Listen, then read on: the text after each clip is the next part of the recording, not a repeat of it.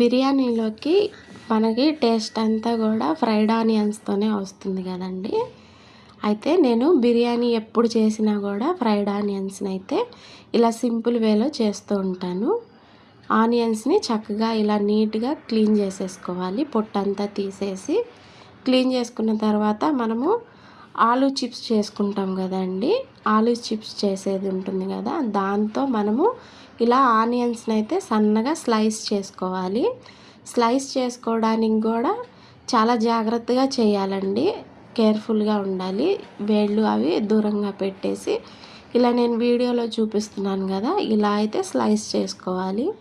Slice చేసుకున్న తర్వాత వీటన్నిటిని కూడా ఇలా మనం ఒకసారి బాగా ప్రెస్ చేసి నలిపేసామంటే మనకి అంతా విడివిడిగా ఇలా పొరలు పొరలుగా అయితే వస్తుంది. వచ్చిన తర్వాత ఇప్పుడు వీటిని ఆయిల్లో మనమైతే ఫ్రై చేసుకోవాలి. ఆయిల్లో ఫ్రై చేసుకోవడానికి కూడా ఎక్కువ ఆయిల్ పోసేస్తే మనకి ఆనియన్స్ వేయంగానే నూనె అంతా పైకి పొంగిపోతుందండి. అందుకనేసి కొద్దిగా డీప్గా ఉంటుంది కదా కడాయి, ఆ కడాయిలో కొద్దిగా ఆయిల్ వేసేసుకొని ఇప్పుడు నేను ఏవైతే ఆనియన్స్ అన్నీ కట్ చేశానో వాటన్నిటిని 2 బ్యాచెస్ వైజ్గా అయితే ఫ్రై చేశాను. అన్నీ ఒకేసారి ఫ్రై చేసామంటే మనకి ఎక్కువ టైం పడుతుంది.